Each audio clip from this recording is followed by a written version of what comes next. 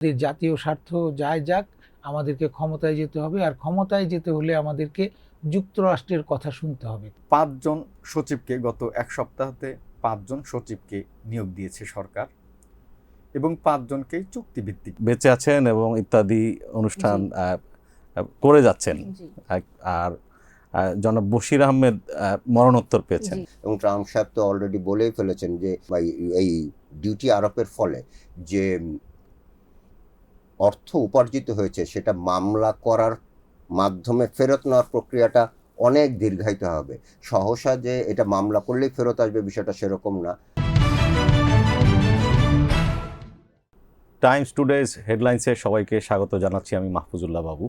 দর্শক যারা ব্যস্ততার জন্য আজকের পত্রিকাটি দেখতে পারেননি, তাদের জন্য আমাদের নিয়মিত আয়োজন। আমাদের প্রধান খবরগুলো বিশ্লেষণ করেন আমাদের কনসার্ন জার্নালিস্টরা। প্রশাসনের সব স্তরে যে মেধাভিত্তিক অ্যাপয়েন্টমেন্টের প্রতিশ্রুতি সরকারি দল নির্বাচনী ইশতেহারে দিয়েছিল, তার কতটা পূরণ হচ্ছে এটি রিভিউ করেছেন আমার সহকর্মী আরিফুল ইসলাম মিঠু। নির্বাচনী ইশতেহারে বিএনপি দিয়েছিল যে তারা জনপ্রশাসনকে মেধা, দক্ষতা, সততার ভিত্তিতে নিয়োগ, পদায়ন এগুলো করবে। কিন্তু দেখা গেল যে সরকার গঠনের পর এখন পর্যন্ত মোটামুটি 5 জন সচিবকে গত এক সপ্তাহতে 5 জন সচিবকে নিয়োগ দিয়েছে সরকার এবং 5 জনকেই চুক্তিভিত্তিক নিয়োগ দিয়েছে।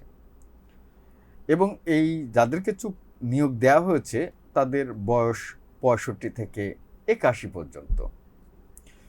তো 81 বছর বয়সে না, ঠিক আছে, কিন্তু আমাদের তো এমনিতে অবসরে যাওয়ার স্বাভাবিক বয়স কত? 59। তার মানে তিনি প্রায় 20 বছর এই যে আপনার সেক্রেটারিয়াল জবের বাইরে ছিলেন। ওকে, আচ্ছা। তো এখন তাদেরকে চুক্তিভিত্তিক নিয়োগ দিয়েছে। তো এখন প্রশ্ন হচ্ছে যে এই যে চুক্তিভিত্তিক যাদের নিয়োগ দেওয়া হয়েছে এবং তারা মানে সরকার মানে খুঁজছে বিএনপিপন্থী বা বিএনপি মনা কর্মকর্তাদের, সরকারের যে প্রতিশ্রুতি এগুলো বাস্তবায়ন করে। কিন্তু দেখা যাচ্ছে যে এখন পর্যন্ত আমরা দেখেছি যে 23 তারিখে 9 জন সচিবকে, অন্তর্বর্তীকালীন সরকারের সময় চুক্তিভিত্তিক নিয়োগ পাওয়া 9 জন সচিবকে তাদের চুক্তি বাতিল করে এবং আরও 3 জন সচিবকে জনপ্রশাসন মন্ত্রণালয়ে সংযুক্ত করা হয়। অর্থাৎ দিকে 9 আর 3 12 জন। তো এর মধ্যে 5 জনকে নতুন সচিব নিয়োগ দেওয়া হয়েছে চুক্তিভিত্তিক। আর এখন পর্যন্ত 10টা মন্ত্রণালয়, 4টা মন্ত্রণালয় এবং আরও পরিকল্পনা কমিশন সহ, তো এখন পর্যন্ত মোটামুটি 10টি পদ, সচিব পদমর্যাদার ফাঁকা। তার মানে এখন পর্যন্ত দিতে পারে না গত 2 সপ্তাহে। এটি আসলে বিষয়টি কি এরকম যে পাইপলাইনে আসলে তারা যোগ্য লোক খুঁজে পাচ্ছেন না, নাকি তাদের যে দলীয় অ্যালাইনমেন্ট যাকে বলে? আমি বিভিন্ন কর্মকর্তার সাথে কথা বলেছি, জনপ্রশাসন সহ সচিবালয়ের নানা কর্মকর্তার সাথে কথা বলেছি। অন্তর্বর্তীকালীন সরকারের সময় যেমনটা আমরা দেখেছিলাম যে যাদেরকে নিয়োগ দেওয়া হয়েছিল তাদের বেশিরভাগেরই বয়স অনেক এবং তারা দীর্ঘদিন আগে এই প্রশাসনে কাজ করেছেন, যে কারণে অন্তর্বর্তীকালীন সরকারের সময় আমাদের দেশের আমলাতন্ত্র বা ব্যুরোক্রেসিটা একদম সমস্যায় জর্জরিত ছিল।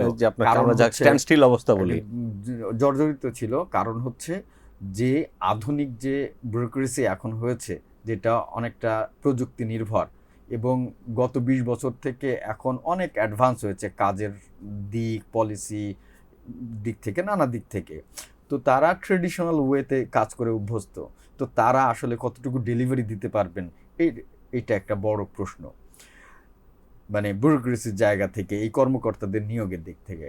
আরেকটা ব্যাপার হচ্ছে যে বিএনপি যে তাদের নির্বাচনী ইশতেহারে বলেছিল যে দক্ষতা, সততা এবং যোগ্যতার ভিত্তিতে নিয়োগ দেওয়া হবে, ওইটা এখন পর্যন্ত মানে বড় পদে সচিব পদে এই গত 2 সপ্তাহে দেখা যায় নাই আর কি। হ্যাঁ, এটা একটা ব্যাপার।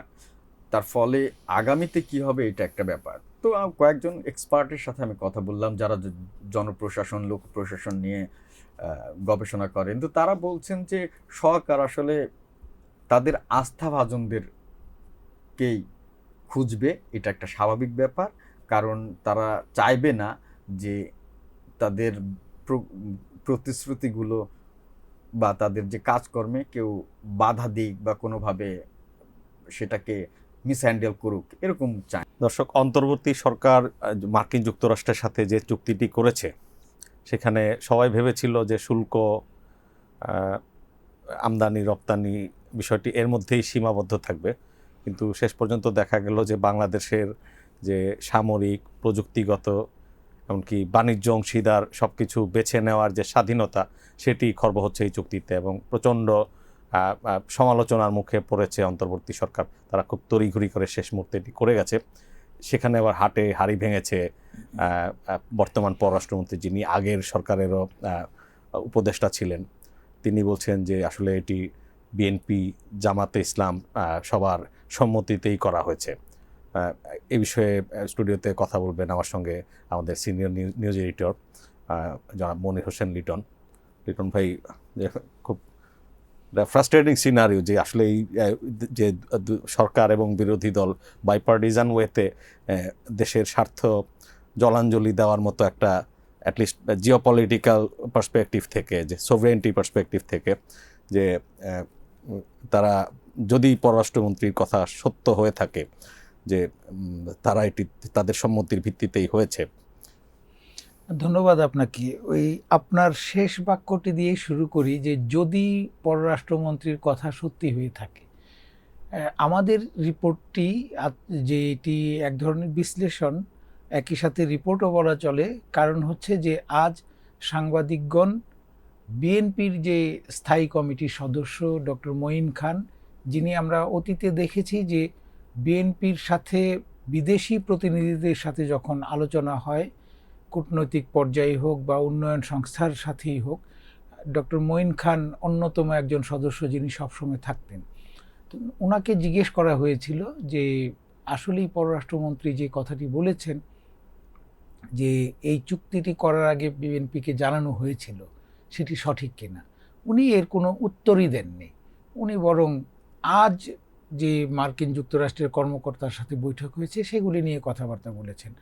অর্থাৎ মৌনতা সম্মতির লক্ষণ বলে যে বাংলায় প্রবাদটি আছে সেটি উনি প্রমাণ করেছেন।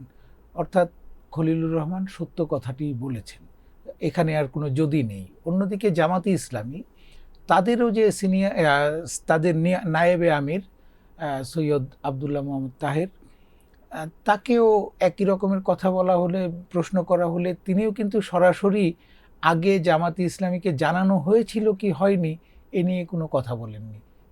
তিনি আবার এক ধাপ আগ বাড়িয়ে বলেছেন যে এই চুক্তিতে কিছু ইতিবাচক দিক আছে। অর্থাৎ ইতিবাচক দিকগুলি ওনারা পরে খুঁজে পেয়েছেন নাকি আগেই জানতেন সেটিও উনি বলছেন না। আমরা যদি ধরেও নেই যে পরবর্তীতে তিনি ইতিবাচক জিনিসগুলি জামাতে ইসলামী খুঁজে পেয়েছে, সেখানে এই যে অর্থনীতিবিদরা যেসব প্রশ্ন তুলছেন এখন, এবং তারা খুব বেশ কিছু পয়েন্টে প্রচণ্ড রকমের আপত্তি করছেন। সেন্টার ফর পলিসি ডায়ালগ বলেছে যে এই চুক্তিটি প্রতিষ্ঠানের নাম রিভিউ করা উচিত ইমিডিয়েটলি। হ্যাঁ, তো সেখানে তারা ইতিবাচক দিক দেখছে। অর্থাৎ তাদেরকেও যে আগে জানানো হয়েছে এটিও প্রমাণ হয় তার কথাতে যে তিনি এর ইতিবাচক দিকগুলি আগেই জানতেন তারা, এবং আগে জানানো হয়েছে কিনা এ নিয়ে কথা বলতে রাজি নন। এমন সময় চুক্তিটি হয়েছিল যখন নির্বাচন আর 3 দিন বাকি। সবার ধারণা ছিল যে এই বড় দলগুলি নির্বাচনের ডামাডোলে ব্যস্ত, তাদেরকে না জানিয়ে চুপিসারে বুঝিয়ে অন্তর্বর্তী সরকার একটি চুক্তি করে ফেলছে। কিন্তু আমরা যদি দেখি যে যতই নির্বাচনী ডামাডোলে ব্যস্ত থাকুক, এ ধরনের একটি বিষয় প্রতিটি রাজনৈতিক দল লুফে নেয়ার কথা। বিশেষ করে যখন জাতীয় স্বার্থের প্রসঙ্গ আসে, তখন আমরা অতীতে দেখেছি যে যখন মিয়ানমারের রাখাইনে মানবিক করিডোর দেওয়ার কথা উঠেছিল, বিশেষ করে যুক্তরাষ্ট্রের দিক থেকে এই চাপটি ছিল, তখন এই খলিলুর রহমান, যিনি অন্তর্বর্তী সরকারের সময় জাতীয় নিরাপত্তা উপদেষ্টা ছিলেন, তিনি কিন্তু বেশ উঠে পড়ে লেগেছিলেন মানবিক করিডোর দেওয়ার জন্য।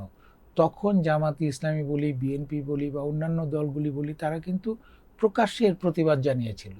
বিএনপির চেয়ারম্যান তারেক রহমান, যিনি তখন ভারপ্রাপ্ত চেয়ারম্যান ছিলেন, তিনি তখন বলেছিলেন যে এই ধরনের সিদ্ধান্ত জাতীয় সংসদে আলোচনা করে নিতে হবে, অর্থাৎ এই সিদ্ধান্ত জনগণ নেবে, অন্তর্বর্তী সরকার এই সিদ্ধান্ত নিতে পারে না।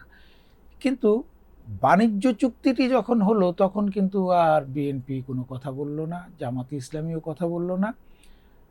জাতীয় সংসদে বলা উচিত, এই চুক্তি নিয়ে কথা বলা উচিত, এই কথাটিও বলছে না। আমরা দেখেছি যে জুলাই সনদের সময়, যখন জুলাই সনদ নিয়ে সংস্কার নিয়ে আলোচনা চলে, তখন বেশ কিছু প্রস্তাবের মধ্যে এমন একটি প্রস্তাব ছিল যে রাষ্ট্রীয় যে চুক্তিগুলি অন্য দেশের সাথে বাংলাদেশের যে চুক্তি হবে, সেগুলি সব জাতীয় সংসদে উপস্থাপন করা দরকার। এই বাণিজ্য চুক্তিটি কিন্তু জাতীয় সংসদে উপস্থাপন নিয়ে কেউ কিছু বলছে না। সরকারি দল বিএনপিও বলছে না, জামাত ইসলামীও বলছে না যে এই চুক্তিটি সংসদে উত্থাপন করতে হবে, অন্তত সকল সংসদ সদস্য জানুক এই চুক্তিতে কি আছে, সেটিও বলছে না। এক ধরনের রাগঢাক তো রয়েছেই। এই রাগঢাক করার কারণটি হচ্ছে যে ইলেকশনের ঠিক আগে ভাগে এই দুটি দলই যুক্তরাষ্ট্রের সাথে তদবির করছিল বলে নানান রকমের খবর বের হচ্ছিল। এমনকি জামাতে ইসলামী তাদের জোটে একটি দল ইসলামী আন্দোলন, তাদেরকে রাখবে কি রাখবে না এ নিয়েও এমন কথা হয়েছিল যে ইসলামী আন্দোলনকে যুক্তরাষ্ট্র জঙ্গিবাদী দল মনে করে, উগ্রবাদী দল মনে করে, এ কারণে তাদেরকে না রাখাই ভালো। হয়তোবা সেই কৌশলেই শেষ পর্যন্ত ওই দলটিকে তারা জোটেও রাখেনি। অর্থাৎ যুক্তরাষ্ট্রের যতটা কাছাকাছি যাওয়া যায়, যুক্তরাষ্ট্রের যতটা কথা শোনা যায়, ততই মঙ্গল। হয়তোবা যুক্তরাষ্ট্রের কথাবার্তা শুনলে আমাদেরকে তারা ক্ষমতায় বসিয়ে দেবে, এমন কোনো লোভও ছিল। এই লোভ থেকে এই দুটি দল আমাদের যে অর্থনীতি, তাকে তারা এই লোভের পণ্য করেছে, যে এই মোলা ঝুলিয়েছে এবং তারা সেটি গিলেছে, যে আমাদের জাতীয় স্বার্থ যায় যাক, আমাদেরকে ক্ষমতায় যেতে হবে, আর ক্ষমতায় যেতে হলে আমাদেরকে যুক্তরাষ্ট্রের কথা শুনতে হবে। স্বাধীনতা পুরস্কার এর তালিকা ঘোষণা করা হয়েছে। আমার সঙ্গে এই মুহূর্তে স্টুডিওতে আছেন আমাদের এন্টারটেনমেন্ট এডিটর ঋষভ হায়াত। তার কাছ থেকে আমরা শুনি তাদের ফিল্ডে কারা কারা পেয়েছেন, অন্যান্য কারা পেলেন, সেগুলো শুনবো। ঋষভা, এইবার সাংস্কৃতিক অঙ্গন থেকে আমাদের হানিফ সংকেত ভাই ইত্যাদির যে হোস্ট, প্রডিউসার, ক্রিয়েটার, উনি পেয়েছে। আর মরণোত্তর পুরস্কার পেয়েছে বাশির আহমেদ। সে 60 দশকের খুবই পপুলার, খুবই ফেমাস, খুবই তার বেশ নামডাক ছিল, তার এখনো আছে, তার কিছু কিছু গান আছে মানুষ এখনো বছর বছর ধরে শুনছে, এভারগ্রিন একজন বলতে পারেন। এনারা দুজন এবার সাংস্কৃতিক অঙ্গন থেকে এই প্রেস্টিজিয়াস অ্যাওয়ার্ডটা পেল। হানিফ সংকেত বেঁচে আছেন এবং ইত্যাদি অনুষ্ঠান করে যাচ্ছেন, আর জনাব বশির আহমেদ মরণোত্তর পেয়েছেন। তার কিছু তার কাজ সম্পর্কে যদি আমাদের আরেকটু বিস্তারিত। তার কাজ সম্পর্কে আসলে ভাই বলতে গেলে হিউজ তার পোর্টফোলিও। 60 দশক থেকে শুরু করে একদম পাকিস্তান আমল থেকে শুরু করে যে মুভিগুলো পুরোনো দিনের একদম ছিল, ওখান থেকে শুরু করে এখনকার মানে তার বেঁচে থাকা পর্যন্ত যে বাংলা মুভিগুলো যত ছিল, তার অবদান আসলে বলে শেষ করা যাবে না। কিন্তু যারাই তাকে চিনে সবাই মোটামুটি বলা যায় যে সাংস্কৃতিক অঙ্গনে মোটামুটি সবাই তার চেনা পরিচিত। এর বাইরে আপনার সাবেক প্রধানমন্ত্রী প্রয়াত বেগম খালেদা জিয়া পাচ্ছেন মরণোত্তর। জি, ওনাকে মরণোত্তর পুরস্কার দেওয়া হচ্ছে। ওনার পুরস্কারটা দেওয়া হচ্ছে কারণ সে আসলে ওমেন্স এডুকেশন নিয়ে যে পরিমাণ কাজ করেছে বাংলাদেশে, গণতন্ত্র প্রতিস্থাপন করার পিছনে যে পরিমাণ কাজ করেছে, এইগুলোর বেসিসে। আর তার সাথে ডক্টর জাফরুল্লাহকে দেওয়া হচ্ছে। ওনার তো আসলে অবদান মেডিকেল সায়েন্সে, গণস্বাস্থ্যের প্রতিষ্ঠাতা, জি, ওনার অবদান মেডিকেল সায়েন্স এবং সোশ্যাল ওয়ার্কে আসলে অসীম। হি ওয়াজ দ্য আর্কিটেক্ট অফ যে বাংলাদেশের ওষুধ পলিসি যেটা বলা হয়, সবার কাছে ওষুধ পৌঁছে দেয়া, সবার কাছে হেলথ কেয়ার পৌঁছে দেওয়ার যে ব্যাপারটা, উনি তো ওনার হাত ধরেই আসলো আমাদের দেশে। আসলে দর্শক, ভারতীয় ট্যুরিস্টদের জন্য কিন্তু বাংলাদেশ তার ভিসা চালু করে দিয়েছে, কিন্তু আমাদের ট্যুরিস্টদের জন্য ভারত কবে চালু করবে? আমার সহকর্মী শারিয়া জামান ভাই আছেন আমার সঙ্গে। জামান ভাই, ধন্যবাদ। আপনারা জানেন যে 2024 সালে শেখ হাসিনার গভর্নমেন্ট ফল করার পরে পাঁচটা as a matter of fact যে ভিসা সেন্টার ছিল, ইন্ডিয়ান ভিসা সেন্টার, সেটাতে মবের কিছুটা হামলা হয় এবং তখন থেকে তারা তাদের যে ভিসা অপারেশন, যেটা পৃথিবীর ভারতের সবচেয়ে বড় ভিসা অপারেশন কিন্তু বাংলাদেশে, বিফোর দ্যাট তারা বছরে প্রায় 15 লাখেরও বেশি ভিসা কিন্তু ইস্যু করতো এখান থেকে। বাংলাদেশিরা প্রচুর পরিমাণে ইন্ডিয়াতে যেতেন। তো সেইটা কিন্তু তারা সীমিত আকারে চালু রেখেছিল, মাত্র আউট অফ 16টা মোট ইন্ডিয়ান ভিসা সেন্টার ছিল, এর মধ্যে শুধুমাত্র তারা 5টা অপারেশনাল রেখেছিল এবং খুব লিমিটেড স্কেলে, আর বাকিগুলো কিন্তু তারা সাসপেন্ড রেখেছিল অপারেশনস। এখনও সেটাই অবস্থা বলবৎ রয়েছে। অন্যদিকে আমি যদি বাংলাদেশিরটার দিকে একটু তাকাই, বাংলাদেশে গত বছর কিছু হিন্দু জিলটস, তারা ফান্ডামেন্টালিস্ট গ্রুপ, তারা কিন্তু আমাদের হাই কমিশনে একটা বিরুদ্ধে সামনে বিক্ষোভ মিছিল করেছে, কিছু কিছু ক্ষেত্রে অ্যাবিউসিভ ল্যাঙ্গুয়েজও ইউজ করেছে। ওই তারপর থেকে কিন্তু আমরা ওই যে ট্যুরিস্ট ভিসার যেটা আপনি বললেন সেটা কিন্তু আমরা বন্ধ রেখেছিলাম। এর আগেও আমাদের ত্রিপুরাতে কিন্তু আমাদের যে মিশন রয়েছে সেখানেও ইন্ট্রুশন হয়েছিল, সামান্য কিছু ড্যামেজও তারা করেছিল। তো তারপর থেকে আমরা ওই তাদের মব, এটা ইন্ডিয়ান মব, ইন্ডিয়ান মবের কারণে আমাদের মিশনে কিছুটা ক্ষতিও হয়েছিল। তো সেই তখনকার ওই প্রেক্ষাপটের পর থেকে আমাদের একটু তো সম্পর্ক কিছুটা টানাপোড়েন চলছিলই। আমরা ভিসার কিন্তু অনেকগুলো ক্যাটাগরি আছে, ট্যুরিস্ট ভিসা আছে, এমপ্লয়মেন্ট ভিসা আছে, বিজনেস ভিসা আছে, মেডিকেল ভিসা আছে, এডুকেশন ভিসা আছে, এরকম বিভিন্ন ধরনের ভিসা ক্যাটাগরি আছে। আমরা অন্যান্য ভিসাগুলোও চালু রেখেছিলাম, ওরাও ইন্ডিয়ানরাও চালু রেখেছিল, শুধু ট্যুরিস্ট ভিসা যেটার নাম্বারটা সবচেয়ে বেশি, সেই ভিসাটা কিন্তু বন্ধ ছিল। 12ই ফেব্রুয়ারি ইলেকশনের পরে 17 ফেব্রুয়ারি তো বিএনপি সরকার গঠন করা হলো। তো সেই সময় একটা গুড জেস্চারের তরফ থেকে আমরা কিন্তু আমাদের ভিসা রেজিমটা ফুললি অপারেশনাল করেছি এবং তো আমরা এখন ট্যুরিস্ট ভিসা দিচ্ছি। তো স্বাভাবিকভাবে কোশ্চেন আসে রেসিপ্রসিটি বেসিসে ভারতীয়রা কবে চালু করবে। এটা প্রথমে বলে রাখে যে এটা একটা পলিটিক্যাল ডিসিশন, যে আমরা পুরো ভিসা ফাংশনাল করবো কিনা ভিসা সার্ভিসটা। তো as far as we are concern, এবং আমাদেরকে যতটুকু তারা কনভে করেছে, পলিটিক্যালি তাদেরকে গ্রিন সিগন্যাল দিয়ে দেওয়া হয়েছে যে এখন এটা তোমরা যত তাড়াতাড়ি পরে ওপেন করো। এখন হচ্ছে যে অপারেশনাল করতে গেলে কি লাগবে, আপনি ওই 11টা যে সেন্টারের কথা বললাম সেখানে আপনার নতুন করে লোক ডিপ্লয় করতে হবে। হিউম্যান রিসোর্সের বিষয় হচ্ছে লোকাল এবং ইন্ডিয়া দুই জায়গা থেকে আপনার লোক এনে সেই জায়গাগুলোতে সেট আপ করতে হবে, তারপরে তাদের যে প্রসেসটা রয়েছে সেটা আবার ইনিশিয়েট করতে হবে। So it will take some time. আমার ধারণা যে প্রসেসটা তো অবশ্যই চালু থাকবে, বা তারা এখন নিজেদের ভিতরেই চিন্তা ভাবনা করছে যে লোক ডিপ্লয়মেন্ট কীভাবে কী করবে না করবে। আমাদেরকেও বিভিন্ন জায়গা থেকে আমরা যেটা জানতে পেরেছি, ঢাকা এবং দিল্লি থেকে, কবে নাগাদ এটা চালু হবে এই বিষয়টা তাদেরও পরিষ্কার কোনো ধারণা নেই, কারণ যেটা আমি বললাম যে হিউম্যান রিসোর্সেসের একটা বিষয় রয়েছে, একদম রিডিপ্লয়মেন্ট, কারণ ওই সেন্টারগুলো তো বন্ধ, কাজে ওই লোকগুলোকে হয় তারা চাকরি থেকে ছাঁটাই করেছে যে লোকাল যারা ছিল, বা ইন্ডিয়ান যারা এসেছিল তাদেরকে আবার ফেরত যেতে হচ্ছে। সো আবার নতুন করে কিন্তু গোটা জিনিসটা আবার শুরু করতে হবে।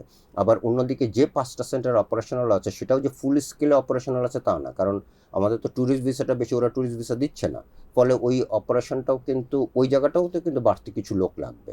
সো অল টুগেদার এটা গোটা হিউম্যান রিসোর্সেস ম্যানেজমেন্টটা যদি তারা যত দ্রুত সম্পূর্ণ করতে পারবে, আমার ধারণা তত দ্রুতই এই যে ফুললি ভিসা সার্ভিস যেটা অপারেশনালাইজ সেটা হয়ে যাবে।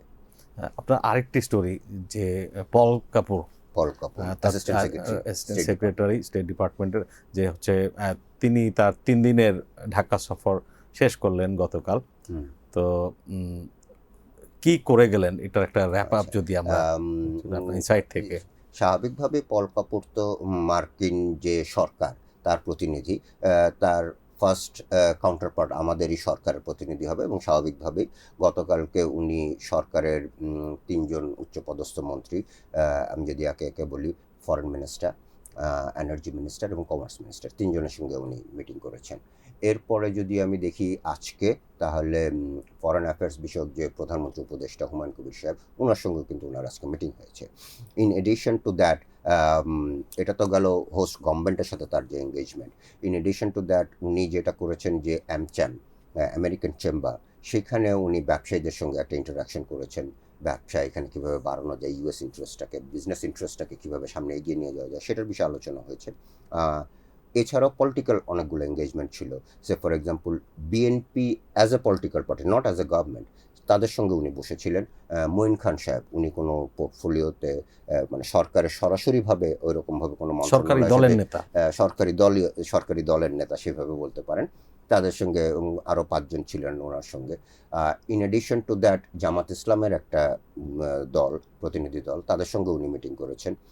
এনসিপির সঙ্গে একটা মিটিং হওয়ার কথা ছিল, যে কিন্তু যেটা আমরা গতকালকে জানতে পেরেছি যে মিটিংটা যে কোনো কারণে পসপোন করা হয়েছে। So US is reaching out to the political parties, এটা পরিষ্কার যে তারা সব পলিটিক্যাল পার্টিগুলোর সাথেই বসতে চায়। তো আমি বিভিন্ন জনের ডিপ্লোম্যাটদের সাথে কথা বললাম যে এটা কি, বিষয়টা আসলে কি। বলে যে এটা খুবই স্বাভাবিক যে একটা হোস্ট গভর্নমেন্টের সাথে অন্য দেশের গভর্নমেন্ট এটা সম্পর্ক রাখবে, এটা খুবই স্বাভাবিক, but at the same time এটা পার্ট অফ দ্য প্রোটোকল যে তারা সিভিল সোসাইটিকে রিচ আউট করে, তারা মিডিয়ার সাথে এঙ্গেজড হয়, তারা অন্যান্য যে পলিটিক্যাল পার্টির লিডাররা রয়েছে বা তাদের যে প্রতিনিধি রয়েছে তাদের সাথে এঙ্গেজ করে। It's a whole society approach. সোসাইটিতে তো শুধু গভর্নমেন্ট অপারেট করে না, এখানে তো আরও অনেকগুলো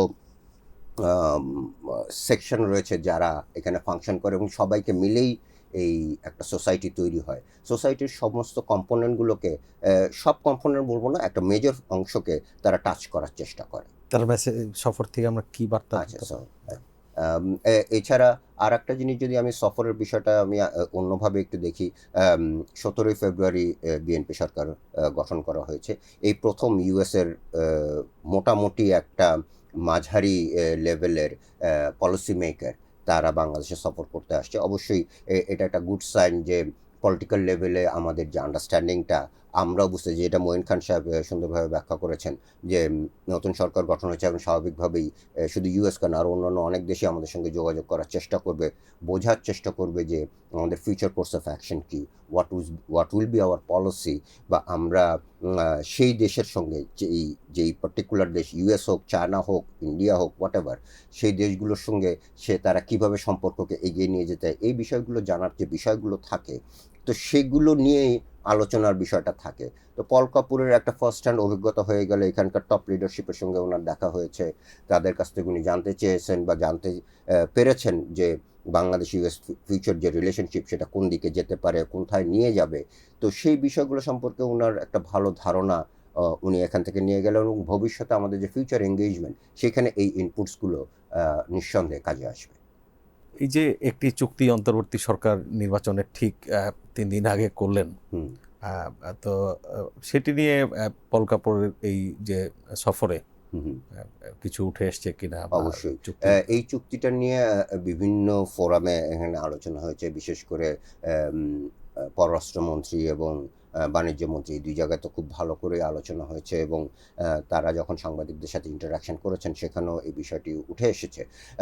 বিষয়টা বাংলাদেশের পক্ষ থেকে যেটা ব্যাখ্যা দেওয়া হয়েছে, 1 নম্বর কোশ্চেন যে নির্বাচনের ঠিক আগে, মানে 12ই ফেব্রুয়ারি ইলেকশন এবং 9 ফেব্রুয়ারি এই চুক্তিটা সাইন হয়। তো এই নির্বাচনের ঠিক আগে দিয়ে কেন এই চুক্তিটা হলো?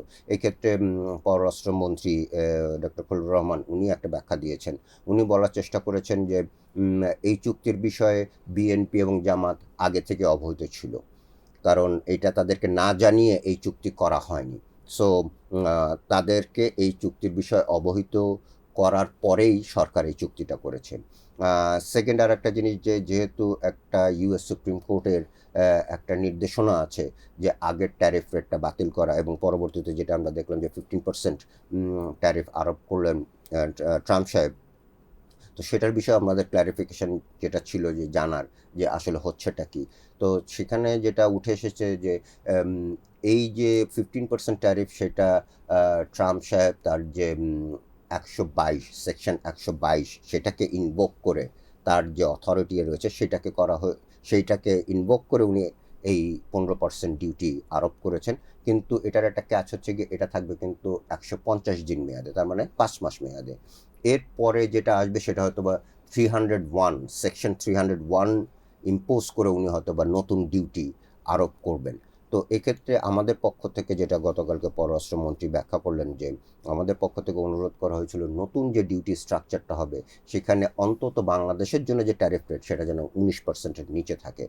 আর কমার্স মিনিস্টার যে ব্যাখ্যাটা দিয়েছেন যে এই চুক্তিটা তো হয়েই গেছে, কাজে এই চুক্তি অ্যাজ সাচ পৃথক কোনো আলোচনা হয়নি। এই চুক্তির ভিতরে যে বিভিন্ন বিষয়গুলো রয়েছে, say for example trade, investment, digital infrastructure development, cooperation, এই সমস্ত বিষয় নিয়ে তাদের ভিতরে অনেক বিষয় নিয়ে বাংলাদেশের মানুষের মধ্যে আপত্তি আছে তীব্র, বিশেষ করে যে আপনার টেকনোলজি পার্টনার সিলেক্ট করা, ট্রেড পার্টনার সিলেক্ট করা, এগুলো সোভরেন ডিসিশন মেকিংটা আসলে এই চুক্তির মাধ্যমে আপনার আন্ডারমাইন্ড হচ্ছে। এই বিষয়গুলো কেউ তুলে ধরেছে কিনা? মন্ত্রীর একটা বক্তব্য হচ্ছে গিয়ে যে এটাকে হলিস্টিক অ্যাপ্রোচেই দেখা ভালো।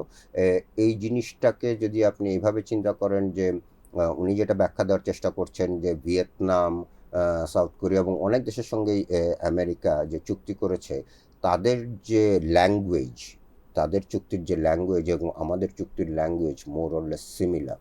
সো এইটাতে ওই যে থার্ড পার্টি যে ভীতিটা কাজ করে, যে তৃতীয় কোনো দেশের সঙ্গে চুক্তি করার ক্ষেত্রে, সহযোগিতা করার ক্ষেত্রে যে বাধাগুলোকে মানুষ পারসিভ করছে যে এই চুক্তির মাধ্যমে হতে পারে, তো উনি সেটাকে কিছুটা হলো প্রশমিত করার চেষ্টা করেছেন। বাট এগেইন গো ব্যাক, আমাদের কাছে এখনও কিন্তু বিষয়টা পরিষ্কার না যে অন্যান্য দেশের চুক্তি কে বিষয়ের সাথে আমাদের চুক্তির মিলের কারণে আমরা থার্ড কান্ট্রির সাথে এঙ্গেজড হতে গেলে আমাদের কোনো বাধা নাই। এই বিষয়টা কতটুকু যুক্তিসঙ্গত এটা সময় বলে দেবে। কারণ এটা বলাই আছে, চুক্তিতে একটা বলাই আছে যে যদি বাংলাদেশ এই চুক্তি অনুযায়ী কাজ না করে তাহলে ট্রাম্প প্রথম যে ডিউটিটা ইম্পোজ করেছিলেন 37%, সেটা আবার বলবৎ হবে। তো দেখা যাক সামনের দিনগুলোতে কিভাবে কি হয়। কিন্তু আবার যখন এই যে আপনার রেসিপ্রোকাল ট্যারিফ ইটসেলফ যখন আপনার অবৈধ তাদের সুপ্রিম কোর্টের নির্দেশনা অনুসারে, তখন তার ইমপ্লিকেশন সেটাও আমাদের দেখতে হবে যে আমাদের কাছে এখনো এই যে ট্যারিফ, এই ট্রেড ডিলটা নিয়ে, এই ট্যারিফ ডিলটা নিয়ে ইউএস সাইডের অবস্থানও আমাদের কাছে পুরোপুরি পরিষ্কার না, এবং তাদের কাছ থেকে যে আমরা পুরোপুরি এক্সপ্লেনেশন পেয়েছি, আমি একাধিক জনের সাথে কথা বলার চেষ্টা করেছি, তাদের কাছ থেকে যে আমরা পুরোপুরি এক্সপ্লেনেশন পাচ্ছি বিষয়টা সেরকমও না। খুব সম্ভবত ইউএস সাইড নিজেও এখনো পরিষ্কার না যে তারা বিষয়টাকে কিভাবে এই জিনিসটাকে সাজাবে, বা এরই মধ্যে যে শুল্ক আপনার আদায় করে ফেলেছে ইউএস অ্যাডমিনিস্ট্রেশন, সেগুলো নিয়ে একটার পর একটা মামলা করছে ইউএস কর্পোরেশনগুলো। সেটার পরিমাণও কিন্তু কম না, এবং ট্রাম্প সাহেব তো অলরেডি বলেই ফেলেছেন যে এই চুক্তির অধীনে বা এই ডিউটি আরোপের ফলে যে অর্থ উপার্জিত হয়েছে সেটা মামলা করার মাধ্যমে ফেরত নেওয়ার প্রক্রিয়াটা অনেক দীর্ঘায়িত হবে। সহসা যে এটা মামলা করলেই ফেরত আসবে বিষয়টা সেরকম না। ইউএস অ্যাডমিনিস্ট্রেশন সর্বত চেষ্টা করবে এটাকে যতদূর সম্ভব লিঙ্গার করা। আপনাকে অসংখ্য ধন্যবাদ।